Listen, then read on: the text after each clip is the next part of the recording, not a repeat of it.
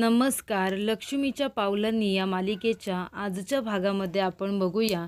इथे आता अद्वैत आणि नयनाचं लग्न असतं, पण तिथे आता अद्वैत आणि कलाचं लग्न चालू झालेलं असतं. कारण नयना पळून गेलेली असते, त्यामुळे मंडपामध्ये कला आता उभी असते. पण कलाला खूप जास्त टेन्शन आलेलं असतं. अजूनही नयना तिथे आलेली नसते. तेव्हा इथे आता विधी चालू झालेला असतो. तेव्हा संगी म्हणत असते की नयना बेटा, हात वरती ठेव. तेव्हा कला काही तिचे हात देत नसते, कारण तिला हे लग्न करायचंच नसतं. तेव्हा इथे अद्वैतच्या सगळं काही लक्षात येतं आणि तो म्हणत असतो, काय झालं नाही ना, काही प्रॉब्लेम आहे का? तेव्हा संगी घाबरते आणि म्हणते, नाही नाही, काहीच प्रॉब्लेम नाही आहे. आता मुलीचं लग्न म्हटल्यानंतर मनामध्ये थोडी धाकधुकी तर होईलच ना, म्हणून थोडीशी घाबरली असेल, बाकी काही नाही, प्रॉब्लेम काहीच नाही आहे. आणि इथे संगी आता तिच्या हाताने कलाचे दोन्ही हात अद्वैतच्या हातावरती ठेवते. तेव्हा इथे विधी आता सुरू होतो. गुरुजी आता मंत्र म्हणत असतात आणि त्यांच्या सगळ्यांच्या हातावरती पाणीसुद्धा देत असतात. तेव्हा इथे बाबा म्हणत असतात आपल्या मनामध्ये की कला बेटा, मला माफ कर. म्हणजे तू तुझ्या बहिणीसाठी स्वतःचा जीव पणाला लावलेला आहेस, पण मी काहीही करू शकत नाही. झालंच तर ह्या बापाला माफ कर. तर इथे आता गुरुजी मंत्र म्हणत असतात. त्यानंतर म्हणतात की आता सगळेजण हे पाणी स्वतःच्या डोळ्याला लावा. तेव्हा सगळेजण आपल्या हाताने स्वतःच्या डोळ्याला पाणी लावतात. तेव्हा इथे कला आपल्या बाबांना भेटते आणि खूप जास्त इमोशनल झालेली असते, त्यामुळे ती रडायला लागते. तेव्हा अद्वैत म्हणत असतो की नयना, तू अजिबात रडू नकोस. तू कशाला काळजी करतेस? अगं तुझे बाबा येतील ना तुला भेटायला आपल्या घरी. तेव्हा इथे अद्वैत आता नयनाची समजूत काढतोय असं त्याला वाटत असतं. पण इथे कलाला हे लग्न करायचं नसतं आणि जे काही चालू असतं तिच्या मनाविरुद्ध चालू असतं, त्यामुळे ते आपल्या बाबांना मिठी मारून रडत असते. बाबासुद्धा समजून जातात की कलाला कुठल्या गोष्टीचं वाईट वाटते ते. तर इकडे काजू आणि पक्क्या दोघं जण आता शोधायला आलेले असतात नयनाला मंदिरामध्ये. तर इथे त्या म्हणत असतो की काजू, मला असं वाटते की नयनाताई इथे मंदिरामध्ये नसेल, आपण इथे कशाला आलोय? तेव्हा काजू म्हणते, अजिबात नाही, जिथे जिथे आपल्याला संशय येईल तिथे तिथे हिला शोधायचंच. तेव्हा ते सगळ्या दुकानदारांना आता नयनाचा फोटो दाखवत असते आणि म्हणते, तुम्ही हिला कुठे पाहिलेत का? इथे लग्नाचा जोडा घातलाय तिने आणि हेवी ज्वेलरीसुद्धा आहे, बघितलं का तुम्ही इथे कुणाला? तर इथे नाही सगळेजण म्हणत असतात. तर तिथे काही मुलं बसलेले असतात. काजू म्हणते, चल त्या मुलांना विचारूया. आणि काजू म्हणते, भावांनो, जरा सांगा, इथे तुम्ही एक मुलगी बघितलीत का? नवरीच्या जोड्यामध्ये होती, हा फोटो आहे तिचा. तेव्हा तो फोटो बघितल्यानंतर ती मुलं म्हणत असतात, अरे ही तीच आयटम आहे ना, जिने मगाशी आपल्याला तिच्या बॉयफ्रेंड करून मारलं होतं. तेव्हा इथे आता नयना सगळ्यांना ती आठवते. तेव्हा काजू म्हणत असते, ती आयटम नाही, या तिला आयटम नाही बोलायचं, आपली बहीण आहे ती. पुन्हा जर तिला काही बोललात ना तर सगळे दात घशात बहीण, कळलं का तुम्हाला? तेव्हा इथे ती मुलं घाबरतात. तेव्हा इथे पक्या विचारत असतो, ते सगळं सोडा भावांनो, एमर्जन्सी आहे म्हणून विचारतोय, खरं खरं सांगा, तुम्ही या मुलीला बघितलेत का आणि कुठल्या दिशेला गेली आहे ती? तेव्हा आता पक्याने विचारल्यानंतर ती मुलं म्हणतात की हो, ती एका मुलाबरोबर इथे मंदिरामध्ये आली होती, आमच्यासुद्धा कानाखाली मारली त्या मुलाने आणि नंतरला गाडीत बसून ती लोकं तिकडे निघून गेली. तेव्हा काजू विचारते, साधारण किती वेळ झाला असेल त्यांना इथून जाऊन? तेव्हा एक म्हणतो की 15 मिनटं झाले असेल, एक म्हणतो की नाही रे, अर्धा तास झाला असेल. तेव्हा इथे पक्या म्हणत असतो, बरं चल आपण जाऊया त्यांना बघायला. काजू म्हणते, चल जास्त लांब गेली नसेल, आपण त्यांना पकडूया. तर इकडं आता कला खूपच जास्त रडत असते, त्याच्यामुळे सगळेजण तिला शांत करत असतात. तेव्हा इथे संगीतसुद्धा इमोशनल होते. तेव्हा सरोज म्हणत असते की अजिबात रडू नकोस तू, नाही ना, लग्न करून तू जरी आमच्या घरी येत असशील ना, तरीसुद्धा तुझे आईवडील तुला परके नाही होणार, ते तुला भेटायला येतील, आपल्या घरी ते सुद्धा राहायला येतील तुझ्याबरोबर. तेव्हा इथे आबा येतात आणि म्हणत असतात, अजिबात रडायचं नाही आणि तुम्ही अजिबात महादेवराव हात जोडू नका, हात फक्त आपण देवासमोर जोडायचे असतात. आता आपण सगळेजण खाली बसूया आणि ह्या मुलांचे जे विधी चालू होतील ना, ते आपण डोळ्यामध्ये साठवून ठेवूया, चला आपण जाऊया.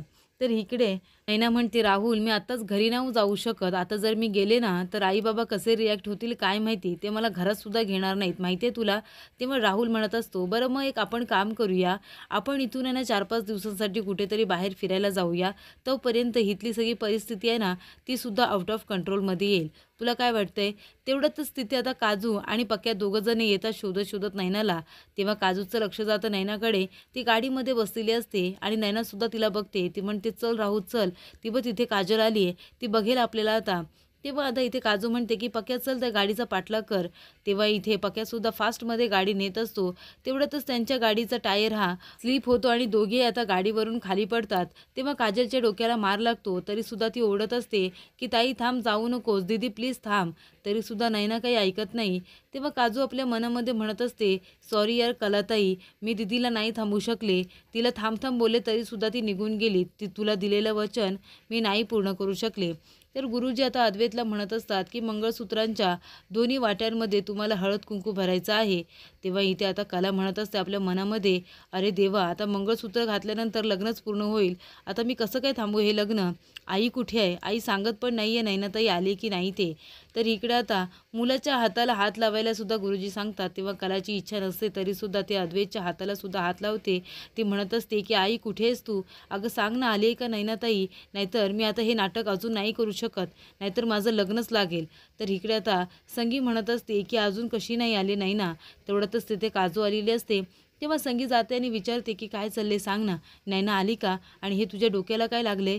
तेव्हा काजू म्हणत असते की नाही, नैनाताई नाही थांबली. मी तिला किती थांब थांब म्हणाले तरीसुद्धा ती पळून गेली. तेव्हा आता संगीला खूप जास्त टेन्शन येतं, खूप मोठा धक्का बसतो आणि ती म्हणते, ते बघ मंडपामध्ये कोण आहे माहिती आहे का? कला आहे कला. त्याच्यामुळे आता काही बोलू नकोस, गप्प बस. तर इथे आता मंगळसूत्र घालायची वेळ आलेली असते. तेव्हा मनामध्ये ठरून मोकळी झालेली असते कला की आता मी हे लग्न नाही करणार आहे. मी आताच्या आता सगळ्यांना खरं सांगणार आहे. तेवढ्यातच संगी येते आणि कलाच्या कानामध्ये सांगते की नैना नाही आली, नैना पळून गेली. त्याच्यामुळे हे लग्न आता तुलाच करावं लागणार. तेव्हा आता कलाला खूप जास्त टेन्शन येतं. तर इथे आता काजूला सुद्धा कळलेलं असतं की मंडपामध्ये कला आहे ते.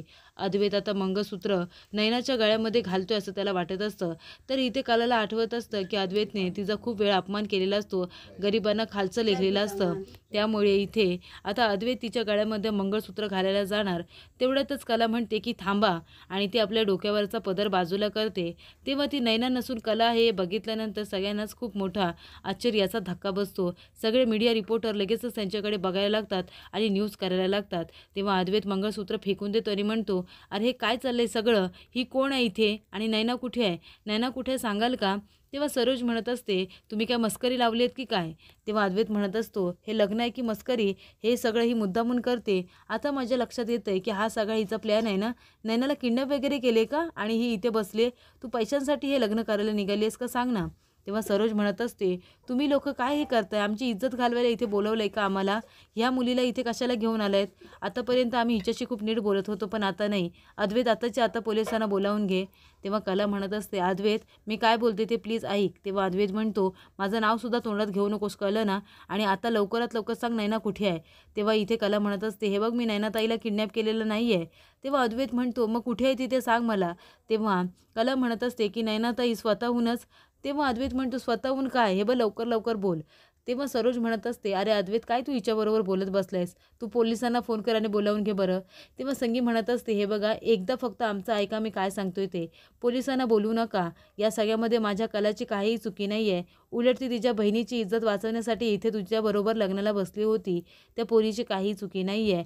खरं तर आमची नैनाच भर मांडवातून उठून पळून गेलेली आहे. हे ऐकताच अद्वैतला खूप मोठा धक्का बसतो. तेव्हा संगी म्हणत असते की नैना पळून गेले आणि तिने चिठ्ठी ठेवून गेली होती. आम्हाला याबद्दल काहीच माहिती नव्हतं. याच्यामध्ये माझ्या कलेची काहीही चुकी नाही आहे. तुम्ही पोलिसांना बोलू नका. तर इकडे आता चिठ्ठीमध्ये जे काही लिहिलेलं असतं ते सगळं संगी आता अद्वैतला आणि त्याच्या घरच्या लोकांना सांगते. तिला हे लग्न करायचं नव्हतं आणि म्हणून ती पळून गेले. तुम्ही पोलिसांना बोलू नका. याच्यामध्ये कलेची काहीही चुकी नाही आहे असं आता संगी म्हणत असते. तेव्हा अद्वैतला खूप मोठा धक्का बसतो. तर पुढील भागामध्ये आपण बघूया. इथे अद्वैत म्हणत असतो, हे सगळं कुटुंबच फ्रॉड आहे. आम्हाला फसवले तुम्ही लोकांनी. खूप मोठी चुकी केली आहे तुम्ही. हे लग्न मी करणार नाही आहे असं तो म्हणत असतो आणि मंडप सोडून जाणार. तेवढ्यातच अर्जुन येतो आणि म्हणतो की नैनापेक्षा कला खूप चांगली मुलगी आहे.